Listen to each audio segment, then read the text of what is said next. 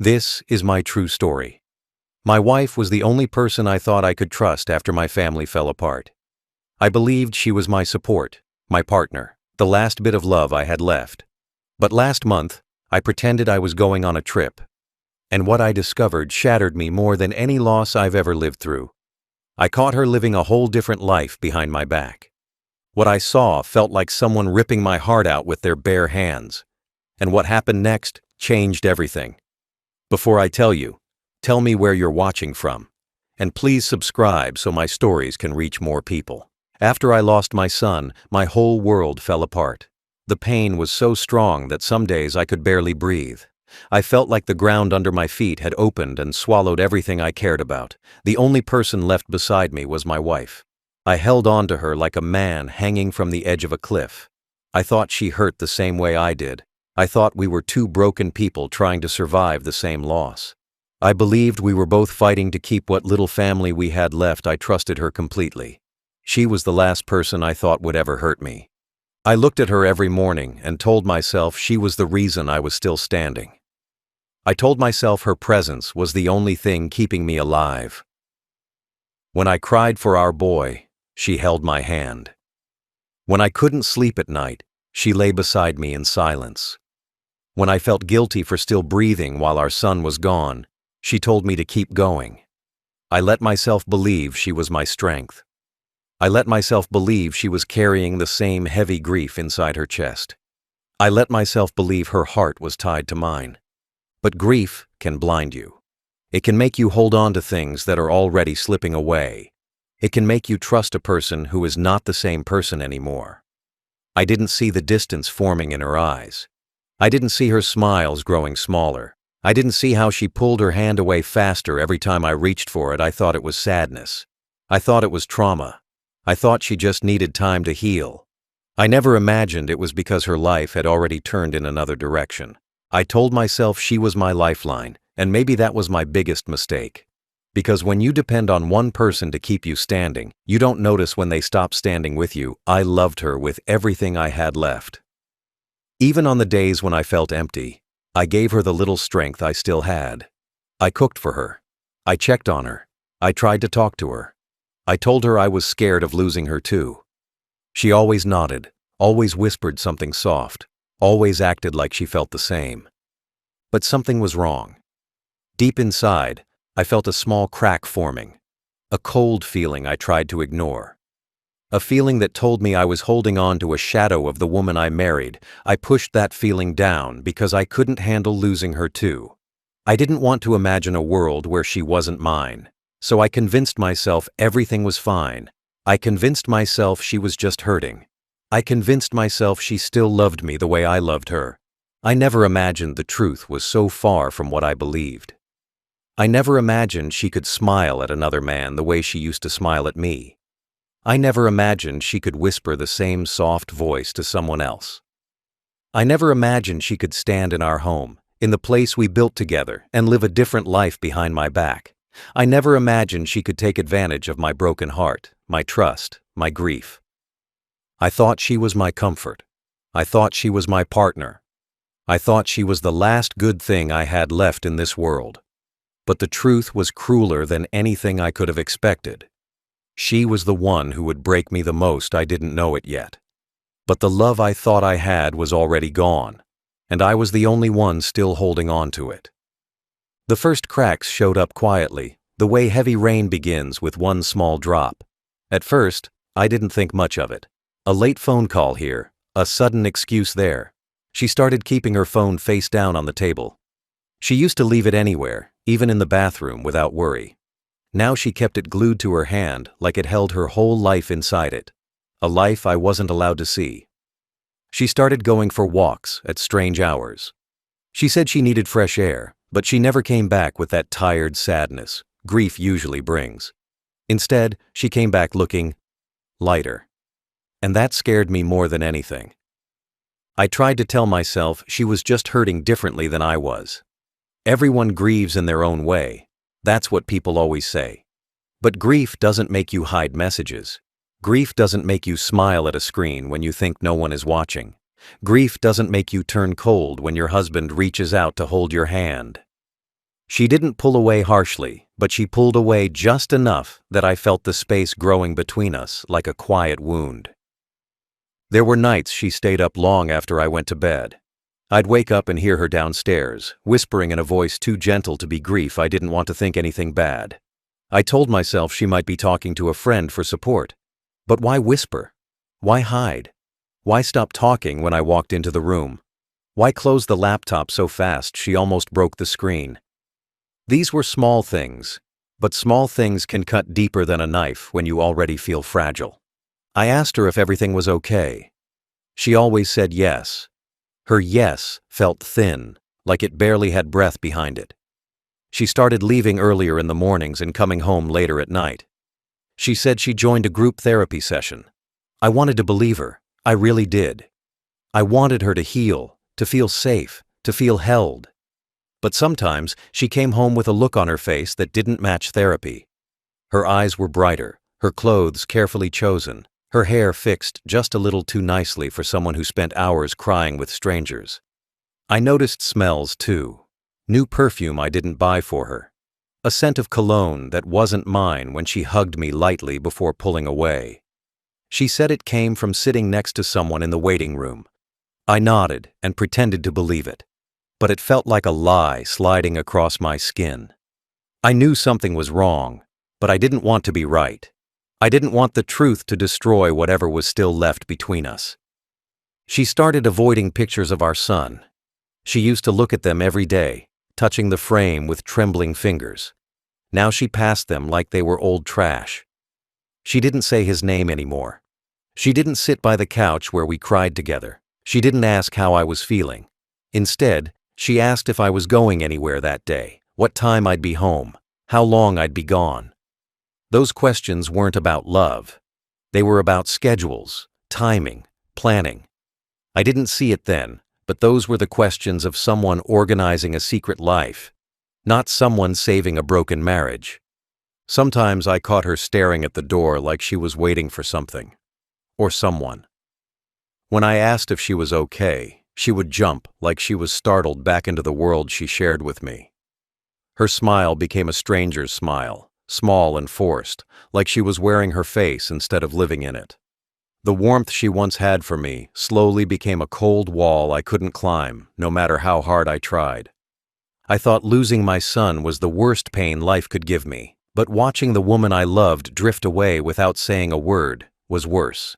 Because when someone dies, you know they're gone. But when someone stays and stops loving you, you feel them disappear piece by piece while you're still looking right at them. And that kind of disappearance hurts in a way nobody prepares you for. The day I set the trap, I felt something inside me break for good. I woke up knowing I couldn't keep pretending everything was fine. I couldn't ignore the long hours, the hidden phone, the coldness in her touch. I couldn't lie to myself anymore. I needed the truth, even if it destroyed whatever little strength I had left. So I told her I had a work trip in Miami. I said I would be gone for 3 days. I packed a suitcase, put in clothes, folded shirts, placed a toothbrush on top, all just for show. I walked around the room like a man getting ready for a normal day, but inside, I felt dead. I kissed her goodbye at the door. She hugged me, but her arms felt weak, like she didn't want me to stay or go. She just wanted me out of the way. She didn't ask me to call when I landed. She didn't ask if I needed anything. She just smiled a thin smile and closed the door softly behind me. That soft closing hurt more than any slam. It told me she wasn't sad to see me leave. She was relieved. I didn't drive far. I turned the corner and parked behind a row of trees where she couldn't see me. My hands were shaking so badly I had to sit for a few minutes just to breathe. I hated what I was about to do, but I knew if I didn't do it, I would lose my mind. I took out my phone and opened the hidden camera app I installed a few days earlier. It wasn't something I ever thought I would need. I never imagined planting a camera in my own living room, in the home I built with love and hope. But when trust dies, desperate men do desperate things. I kept staring at the screen, waiting. The living room was empty, quiet, still. For a moment, I almost convinced myself I was wrong, that I was the one overthinking, that grief had twisted my mind. I almost started the engine to drive back home and apologize for doubting her. But then I remembered every cold glance, every whispered call, every lie she fed me with a straight face. And I stayed parked. I stayed quiet. I stayed watching. Minutes passed. Long minutes that felt like needles poking at my chest. She walked into the living room on the screen. She looked around like she was checking if the walls could hear her. Then she fixed her hair in the mirror. She changed her shirt. She sprayed perfume, the one she never wore around me anymore. And that was when I knew a wife doesn't dress like that for a day spent grieving. She dresses like that for someone who makes her feel alive in ways her husband no longer does. My hand tightened around the phone. My heart felt like it was shrinking, squeezing itself smaller just to survive the blow it knew was coming. I watched her walk back and forth, straightening cushions, lighting a candle, checking the clock again and again. She wasn't sad, she wasn't broken, she wasn't lonely, she was preparing for someone who wasn't me. I sat there in my car, breathing hard, feeling the betrayal before it even happened. My mind replayed every moment of our marriage, all the promises we made, all the times I held her during storms, all the nights we cried together after losing our boy. And now she was using that same living room for something else, something that didn't include me, something that never should have existed in the first place. The trap wasn't meant to hurt her, it was meant to show me the truth. But as I watched her move around the house like a woman waiting for a lover, I realized the truth was about to hurt me more than anything I had ever lived through. I didn't set the trap to catch her. I set the trap to confirm something my heart already knew. The woman I loved was no longer living the same life as me. Within 1 hour of me leaving for Miami, the truth walked straight through my front door like it belonged there. I watched it all on my phone from the driver's seat of my car. A man I had never seen before stepped inside my home with the confidence of someone who had been there many times. He didn't hesitate. He didn't look confused. He didn't act like a guest. He acted like a second husband walking into a life he had built with my wife while I was busy grieving the family we lost. He put his arms around her the moment she closed the door. She smiled, not a polite smile, not a nervous smile, but a soft, warm smile I hadn't seen in years. A smile she used to save only for me. A smile I thought grief had stolen forever. But grief didn't steal it. She just gave it to someone else. I felt my stomach twist. My hands went cold. I wanted to throw the phone, but I forced myself to keep watching because this was the truth I needed, even if it destroyed me piece by piece. The man sat on my couch like it was his own. The same couch where she once cried in my arms after our son died. The same couch where I held her hands and told her we would survive the pain together. Now another man sat there laughing with her while she rested her head on his shoulder.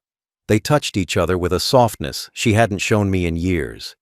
She ran her fingers along his arm the way she used to run them along mine when we were young. They kissed like they weren't hiding from anything, like they didn't care about the life they were stepping on. They moved around the house like it was their home. She brought him a drink in my favorite glass. He put his feet on the table I built with my own hands. She sat beside him and leaned into him as if he was the man she shared a life with, the man she trusted, the man she loved. And every second of it played on my phone in silence, like a slow, cruel movie. They whispered things to each other. I couldn't hear the words, but I didn't need to. The way her face softened told me everything. She was sharing secrets with him, the same way she once shared everything with me. I kept watching, even though every moment felt like a blade digging deeper. I watched her laugh, a real laugh, full and bright. She hadn't laughed like that with me in years. I thought trauma took that laugh from her. I thought losing our son stole that sound forever. But I was wrong. She just saved it for a man who wasn't her husband. And that was the moment the truth settled inside me like a weight I could never lift. She wasn't grieving with me. She had moved on completely, secretly, shamelessly. She built a whole new life behind my back, one that didn't include me, one she protected with lies and soft smiles and quiet excuses. Watching her betrayal wasn't like a punch. It was slower, deeper. Like someone pressing their hand into my chest and squeezing until my heart stopped trying to beat. I didn't cry. I didn't yell. I just sat there, staring at the screen, letting the truth burn every memory I thought was real. I watched them wrap themselves in a life I thought belonged to me. I watched the woman who once held my broken heart lean into another man like he was her comfort. And in that moment, I understood something cruel. She didn't lose herself after our son died. She lost me. She let me fade away while she rebuilt herself with someone else. She wasn't broken. She wasn't lost. She wasn't drowning in grief like I was. She was living again, loving again, laughing again, just not with me. And nothing in this world cuts deeper than realizing the person you held on to with everything you had already let go of you long before you caught them. I waited until I couldn't feel my hands anymore. I don't know if it was the cold or the shock or the pain crushing my chest. I watched them get comfortable in my house, laughing, touching, relaxing like they owned the air inside those walls. Something inside me went numb, not angry, not wild, just numb. Like my heart had finally stopped fighting to believe the lie I'd been living in. I stepped out of the car and walked toward the house with slow, heavy steps. Every footstep felt like I was walking toward a funeral. The funeral of my marriage, the funeral of my trust, the funeral of the life I thought I still had. I stood at my own front door, the same door I used to open with a smile, the same door where she once hugged me after long days. Now it felt like a barrier between two different worlds. The world where I was a husband, and the world where I was nothing but a ghost she had already buried. I knocked once. Just once. I didn't pound. I didn't shout. I knocked like a man who already knew what waited behind that door. I kept my eyes steady. I kept my breathing slow. I didn't prepare for the scream. I didn't prepare for the fear in her face. I didn't prepare for her whole body collapsing inward when she saw me standing there. She opened the door, and the moment her eyes met mine, her whole world froze. Her smile died instantly. Her face drained of color. Her lips trembled like she'd seen something impossible. She didn't even have to look at my hands to know I had seen everything. She could see it in my eyes. The truth, the betrayal, the pain she caused behind her. I heard the man move. He didn't come forward. He didn't speak. He slipped out of sight like a rat running from light. He disappeared into the hallway, into another room, anywhere that wasn't near me. His fear didn't surprise me.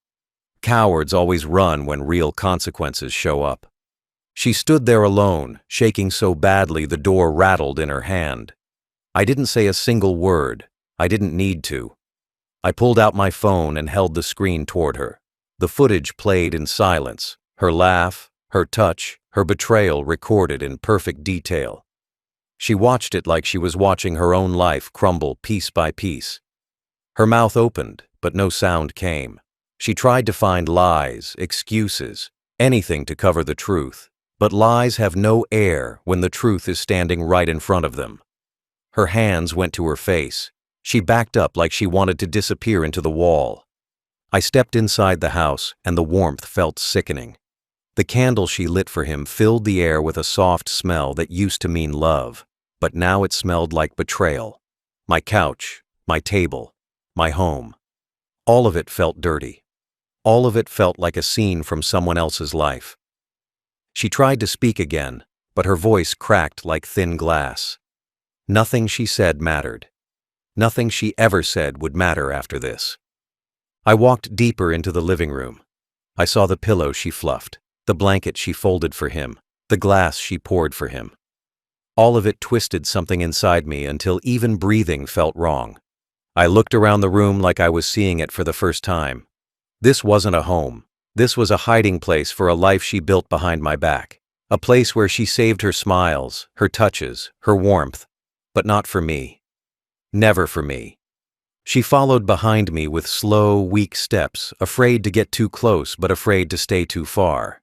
She kept reaching her hand out like she wanted to explain, wanted to beg, wanted to fix something that was already dead. But you cannot fix something you've been breaking for months. You cannot save a marriage you burned in secret. You cannot hold on to a man after you spent your time holding someone else. I didn't raise my voice. I didn't cry. I didn't ask why. I didn't need reasons. Betrayal doesn't need reasons to hurt. It just hurts. And as I stood there in the same room where we once shared our deepest pain, I realized she had turned that room into a place where she erased me completely. And that was the moment everything ended. Not with shouting, not with fighting, not with chaos. It ended with silence.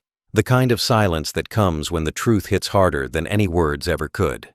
She stood in front of me like a woman whose whole world had been ripped open in 1 second. Her hands shook. Her breath came in short, weak pieces. She kept staring at the phone in my hand like she wished she could reach inside the screen and erase every second of what she had done. But betrayal doesn't disappear. Lies don't fade when the truth shows up. She opened her mouth over and over, but nothing came out. Her face twisted with panic, guilt, fear, everything at once. It was the first time in a long time she felt anything real toward me. And it was only because she got caught. I didn't touch her. I didn't move toward her. I didn't ask for explanations. I didn't want to hear how she felt lonely, or how she needed someone, or how she wasn't herself. Betrayal always tries to blame something else, but she didn't cheat because of grief. She didn't cheat because of pain. She cheated because she chose to build a life without me, while still using my house, my trust, my love as her cover. And now that her secret was out, she looked at me like I was the danger, when really the danger had been living beside me the whole time. The man she was with peeked down the hallway, saw me standing there, and slipped right out through the back door. He didn't fight for her. He didn't defend her. He didn't even try to stand by her. He ran. And watching that made something inside me twist even harder. Because she ruined our marriage for a man who didn't have the courage to stay in the house for 5 seconds, once he saw the truth standing in the doorway. She built her second life around a man who treated her exactly the way she treated me. Easy to use, easy to leave behind. When he disappeared, she broke down even more. Her shoulders collapsed, her knees buckled. She grabbed the wall to hold herself up. But instead of reaching for me, instead of trying to explain to her husband, she reached toward the hallway where that man ran. That small movement hit me harder than anything else. She didn't look to me for safety. She didn't look to me for forgiveness. She looked toward him, the man she thought would save her. The man who ran from the first sign of trouble, and that tiny instinctive reach told me everything I needed to know about where her heart had been for months. It wasn't with me. It hadn't been with me for a long time. She tried to speak again, but the truth stayed stuck in her throat. She pressed her hands to her chest like she could hold herself together, but some things fall apart too completely to fix. She dropped her head and cried, loud, ugly sobs that shook her whole body. And I stood there watching, not because I wanted to make her suffer, but because the suffering was hers, not mine. She caused it. She earned it. She was drowning in the truth she tried so hard to hide. She kept saying my name like it was a lifeline, but it felt strange hearing it in her mouth now. It felt wrong. It felt fake. It felt like a word she only remembered because her secret life had fallen apart in front of her eyes. I stepped back, and the way she flinched told me she knew it was over. Not just the affair, not just the lies, everything, the home, the trust, the marriage, the years, the memories, all of it cracked like glass under the weight of what she had done. She reached for me, but I moved away. Not fast, not angry, just enough to show her that the distance she created was real now. She tried to get closer, tried to touch my arm, tried to hold on to something she had already destroyed. I let her hand fall back to her side, and the look on her face, that moment when she realized nothing she said or did could undo the truth, was the moment everything inside her collapsed. She wasn't crying for me. She was crying for the life she lost, the life she threw away. I looked around the room one last time, the pillows she arranged for him, the candle she lit for him, the space she shared with him. And standing in the middle of the life she built behind my back, I understood something painful and final. This marriage had ended long before I walked through that door. I just hadn't accepted it yet. I didn't argue with her. I didn't shout. I didn't demand explanations she would twist into excuses. I just walked past her and sat down at the table. The same table where we once ate dinner together. The same table where we talked about our plans, our future, our son. Now the table felt like a stranger. She stood a few steps away, shaking so hard she could barely breathe. She kept begging with her eyes, waiting for me to say something, anything, something she could grab onto. But there was nothing left to grab. She had cut every rope between us with her own hands. The next morning I went to a lawyer, not out of anger, out of clarity. The moment I saw her with that man, everything inside me settled. I didn't need to fight. I didn't need to fix. I didn't need to stay. There is a silence that comes after heartbreak, a silence that tells you the story is finished. And I felt that silence the second I watched her betrayal unfold on my phone. It was over before I even confronted her. All I had to do now was walk the final steps toward the door she had already opened. Filing the divorce papers felt strangely easy, not painless, but simple. The lawyer asked if I was sure. I didn't hesitate. There was no marriage left to save. The woman I married was long gone, hidden behind lies, secrets, and stolen laughs she shared with another man.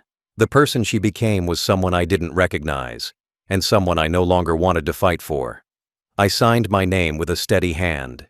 No shaking, no second doubts, just the quiet acceptance that I deserved better than being the last to know in my own home. When I handed her the papers that evening, she broke down again. She collapsed into the chair like the world had finally crushed her. She kept saying she didn't want to lose me. She kept saying she loved me. She kept saying the affair didn't mean anything. But the problem with betrayal is not the words. It's the actions. You can't cheat on someone you love. You can't build another life and expect the first one to stay solid. She didn't just betray me once. She betrayed me every day she woke up beside me while planning a future with someone else. She begged me to talk. I didn't. I let her speak, cry, explain, break apart. She tried to touch my hand, but I moved away. She tried to stand close to me, but I stepped aside. Not out of anger, out of survival. When something is this broken, standing too close just cuts you deeper. The more she tried to hold on, the more I felt the weight of all the moments she didn't care enough to stay faithful. She said losing our son changed her. Maybe it did, but it changed me too. The difference was I stayed loyal even when my heart was drowning. I stayed true even when the world felt empty. She didn't. Pain doesn't excuse betrayal. Nothing does. She didn't lose her way. She chose a different path. One that led her straight into another man's arms, while I sat alone trying to make sense of our grief.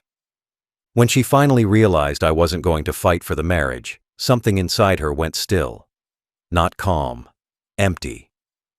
She knew I wasn't coming back. She knew the man she cheated on was not going to be the man who saved her from the consequences. She had to stand in the ruins she created, and I had to walk away from them. I packed my things slowly. Not because I was unsure, but because leaving a home you built with someone you loved hurts in ways words cannot explain. Every photo, every cup, every small object felt like a memory I didn't want anymore. I left most of it behind. I didn't need reminders of a life that no longer belonged to me. I walked out the door with one bag, one heart, one truth. The woman I married was not the woman I left behind. When the court finalized the divorce, she cried again. But her tears couldn't wash away months of lies. They couldn't bring back the version of her who once stood beside me honestly. They couldn't undo the moment she opened the door for another man. And as I walked away from her that last day, I felt something surprising. Not anger, not revenge, just freedom. The freedom that comes when you stop trying to save someone who already gave up on you long ago. When the divorce was done, I walked into an empty house that didn't feel like mine anymore. The silence felt heavier than pain. It sounded like someone dragging chains across the floor. I sat on the edge of the bed, the same bed where she once slept beside me, and the space next to me felt like a cold hole. I thought leaving her would bring peace right away, but it didn't. It brought a deep, aching quiet that cut into my chest. The kind of quiet you feel in your bones. The kind of quiet that reminds you that you are alone, truly alone, for the first time in years. My son hadn't spoken to me in so long that sometimes I forgot what his voice sounded like. Grief took him far away from me, and he never came back. My wife was the only person I thought still needed me, still cared about me, still wanted to face life with me. Losing her felt like losing the last bit of family I had left. I wasn't just a man who lost a marriage. I was a man stripped of every person he once loved.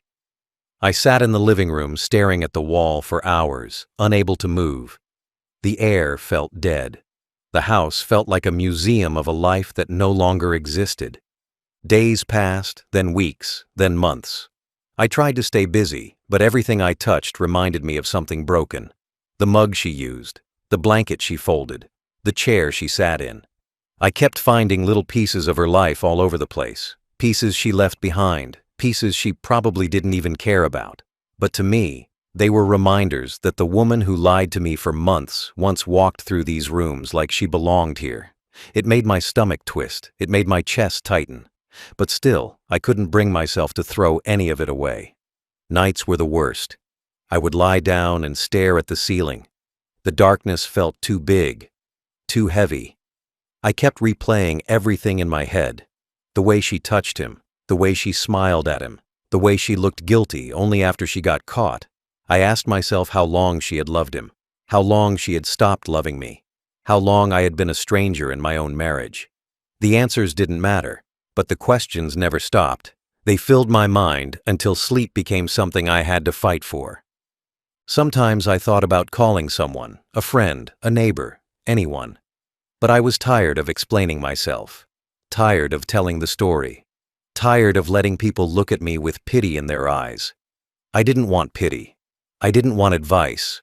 I didn't want to hear, "You'll be okay," from people who had no idea how deep betrayal cuts when you're old enough to know you won't get another lifetime to rebuild your heart. So I stayed quiet. I carried everything alone. I cooked simple meals, but most nights I didn't eat much. I would sit at the table staring at a half-empty plate, wondering how a life built over decades could fall apart in a single moment.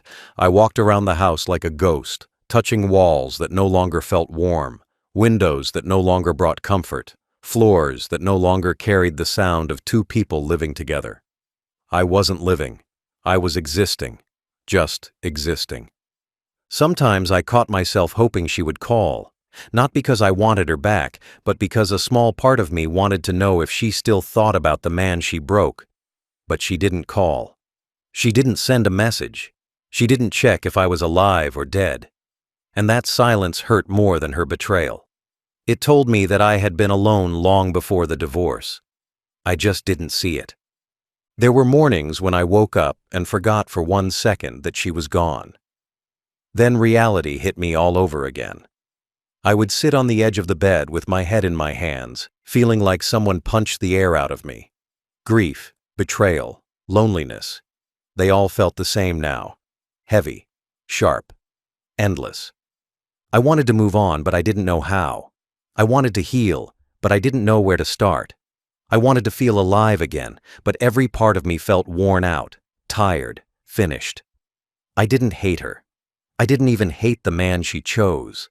I hated the emptiness she left behind, the emptiness I had to face alone. The loneliness didn't go away. It just sat beside me every day like an unwanted companion. And I learned to live with it because I had no choice. I was a man who gave everything he had to a family that slowly erased him, a man who loved deeply and paid the price for it. The days slowly settled into a new kind of life, a life I never asked for and never wanted. I woke up in a quiet house that felt too big for one man. I moved through rooms that still carried her smell, her touch, her shadow, even though she was gone. I tried to tell myself I was free, but freedom felt like another word for empty. I cooked breakfast alone, cleaned alone, sat on the couch alone. The TV played in the background just so I wouldn't hear the sound of my own loneliness. I never realized how loud silence could be until I had to live with it every single day. I went to the store less, spoke to people less, walked outside less. Everything felt heavier. Even simple things like opening the curtains or folding my clothes felt like work. Some days I didn't get out of bed until noon because getting up meant facing a day with no warmth, no comfort, no voice calling my name. I had spent years thinking love would carry me through old age. Instead, betrayal pushed me into a life where I had to rebuild myself, one slow breath at a time.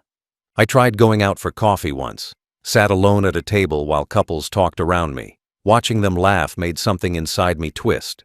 Not jealousy, just a deep reminder of what I used to have.